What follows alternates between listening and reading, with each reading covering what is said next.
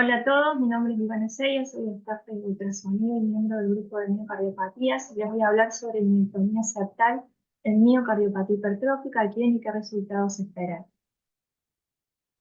Bueno, la importancia clínica de la obstrucción del tracto de salida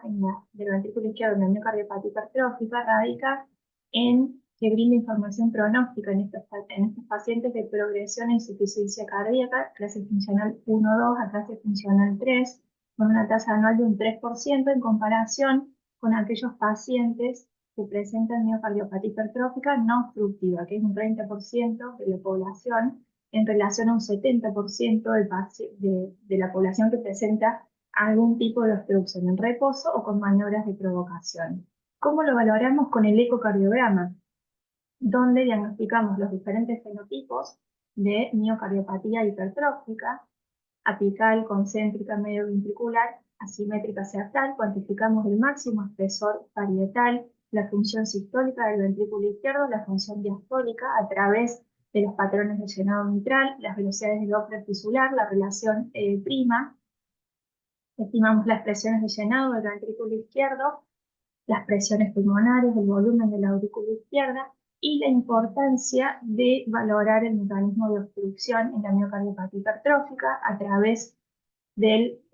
Doppler continuo a nivel del tracto de salida del ventrículo izquierdo y medio ventricular para descartar que haya obstrucción medio ventricular, diagnosticándose con un gradiente mayor o igual a 30 milímetros de mercurio en reposo provocado con valsalva o ejercicio y hemodinámicamente significativo mayor o igual a 50 milímetros de mercurio. En un 25% de los casos está relacionado al movimiento anterior sistólico, donde también debemos valorar la anatomía y función de la válvula mitral. Eh, Normalmente la insuficiencia mitral secundaria SAM es oponente al movimiento anterior sistólico de la válvula mitral, cuando el YER es central o hacia el tabique interauricular hay que descartar anomalía intrínseca de la válvula mitral. También hay que descartar anomalía de los músculos capilares, ya sea en el número, en la inserción o en la hipertrofia, que formen parte del mecanismo de obstrucción, como también el tejido valvular mitral accesorio o la presencia de membrana subaórtica, estenosis aórtica concomitante.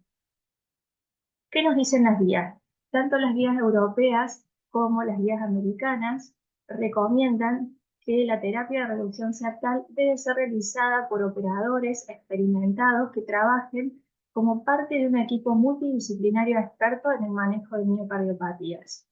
Y la terapia de reducción septal tiene una indicación clase 1 para mejorar los síntomas en pacientes con gradiente a nivel del tracto de salida del ventrículo izquierdo en reposo o máximo provocado mayor a 50 milímetros de mercurio que se encuentren en clase funcional 3-4 a pesar de un tratamiento médico máximo tolerado. En aquellos pacientes que tienen indicación de miotomía septal, en lugar de ablación septal con alcohol, tanto en niños como adultos, eh, tienen indicación cuando existe concomitantemente otras anomalías de la válvula mitral, membrana subaórtica o de la válvula aórtica que requieran intervención quirúrgica. Se debe considerar como indicación clase 2A en aquellos pacientes con síncope recurrente de esfuerzo causado por un gradiente del tracto de salida del ventrículo izquierdo en reposo máximo provocado mayor a 50 milímetros de mercurio, a pesar de un tratamiento médico óptimo. Y en aquellos pacientes que tengan indicación de terapia de reducción septal y que presenten insuficiencia mitral moderada severa, que no pueda corregirse solo con la terapia de reducción septal, se debe considerar la reparación o sustitución de la válvula mitral, que eso lo va a definir el cirujano, y como indicación 2B se puede considerar la terapia de reducción septal en centros experimentados con tasas bajas demostrables de complicaciones asociadas con el procedimiento en pacientes con síntomas leves en clase funcional 2, refractarios a tratamiento médico máximo tolerado, que tengan un gradiente en reposo máximo provocado, ya sea con ejercicio, con maniobra de valsalva, mayor a 50 milímetros de mercurio y que presenten insuficiencia mitral relacionada con el SAN moderada severa, fibrilación auricular o dilatación auricular izquierda de moderada severa. En este caso, las guías americanas lo que también consideran es el empeoramiento de la clase funcional atribuida a la obstrucción del tracto de salida del ventrículo izquierdo documentada por una prueba de ejercicio y en niños y adultos jóvenes con gradientes muy altos a nivel del tracto de salida del ventrículo izquierdo mayor a 100 milímetros de mercurio. La importancia de un grupo multidisciplinario de miocardiopatías para definir la mejor estrategia de terapia de reducción septal para nuestros pacientes, ya sea ablación o miectomía, teniendo en cuenta si son pacientes jóvenes o más añosos, si son saludables o presentan múltiples comorbilidades, la expectativa de vida del paciente, si presentan mayores espesores septales, mayores gradientes, o patologías estructurales coexistentes. Bueno, en nuestro grupo de miocardiopatías realizamos un trabajo que se publicó hace poco en la revista de la Sociedad Argentina de Cardiología, donde analizamos el impacto de la miectomía septal ampliada sobre los cambios ecocardiográficos en la miocardiopatía hipertrófica obstructiva. Se realizó un estudio observacional sobre una corte prospectiva de pacientes a los que se les realizó miectomía septal ampliada en el periodo comprendido entre noviembre del 2011 hasta diciembre del 2022. A todos los pacientes se les realizó un ecocardiograma transtorácico en el periodo preoperatorio hasta 3 meses antes de la cirugía, postoperatorio inmediato un mes después de la cirugía y postoperatorio alejado entre 2 y 3 años luego de la cirugía. Las características basales de nuestra población presentaban una edad media de 57 años, la mayoría era de sexo femenino, presentaban el 62% como factor de riesgo cardiovascular hipertensión, un 57% de dislipemia, todos presentaban disnea, clase funcional 2 o más, y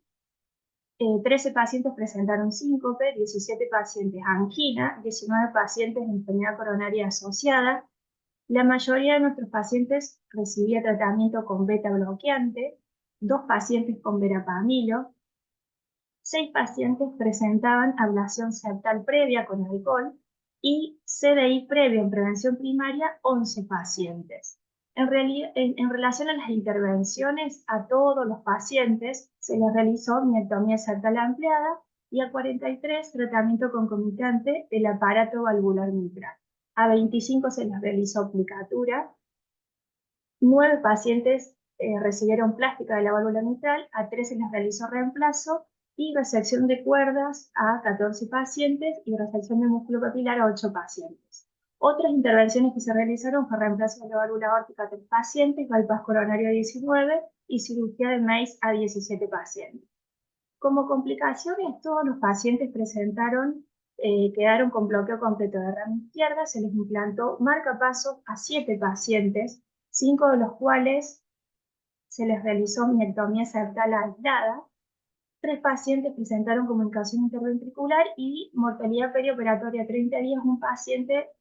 por un cuadro infeccioso. En relación a nuestros resultados, ¿qué observamos? O sea, la modificación de los parámetros ecocardiográficos con la intervención. Se observó una reducción significativa del espesor máximo septal en el postoperatorio inmediato que se mantuvo en el alejado. El gradiente en reposo y con Valsalva disminuyó de manera significativa en el postoperatorio inmediato y en el alejado. La función diastólica, la mayoría de nuestros pacientes presentaban disfunción diastólica grado 2, grado 1, mejoró de forma significativa en el postoperatorio inmediato y más aún en el alejado.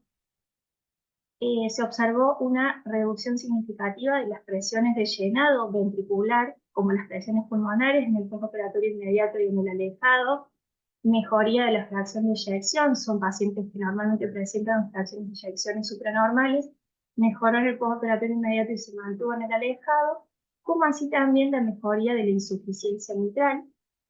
La mayoría de la población presentaba insuficiencia mitral moderada leve y mejoró de forma significativa en el postoperatorio inmediato y en el alejado, encontrándose la mayoría de los pacientes con insuficiencia mitral leve. Y en relación a la aurícula izquierda se observó una reducción del tamaño de la aurícula izquierda en su diámetro anteroposterior área y volumen indexado en el postoperatorio inmediato y más aún en el posoperatorio alejado. En relación a los resultados clínicos, en el preoperatorio el 64% de la población presentaba una disnea en clase funcional 2, el 34% disnea en clase funcional 3 y un paciente disnea en clase funcional 4. Y en el seguimiento, en el postoperatorio inmediato y en el alejado, el 89% de los pacientes se encuentran sintomáticos, un 6% presenta disnea en clase funcional 1 y un 3 y un 4% disnea en clase funcional 2. Bueno, estos son los resultados expresados en gráficos de barra, donde observamos la caída significativa del gradiente basal y con Valsalva en el postoperatorio inmediato que se mantuvo en el alejado, la mejoría del patrón de llenado mitral, más aún en el postoperatorio alejado, como así también la mejoría de las presiones de llenado ventricular y pulmonar, los grados de insuficiencia mitral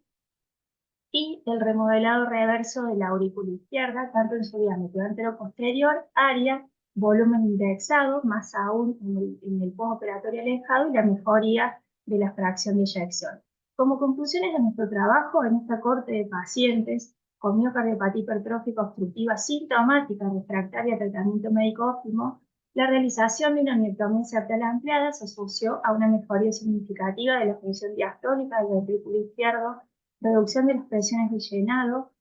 y pulmonares, grados de insuficiencia mitral y remodelado reverso de la aurícula izquierda, y es posible que esta combinación de efectos explique los beneficios clínicos de la intervención. Y la importancia es la reducción del tamaño de la aurícula izquierda, donde tiene un impacto pronóstico en nuestros pacientes, porque como sabemos, mayor volumen de aurícula izquierda en los pacientes con miocardiopatía hipertrófica se asocia a mayor riesgo de fibrilación auricular, riesgo de accidente cerebrovascular tromboembólico, insuficiencia cardíaca, mortalidad cardiovascular. Muchas gracias.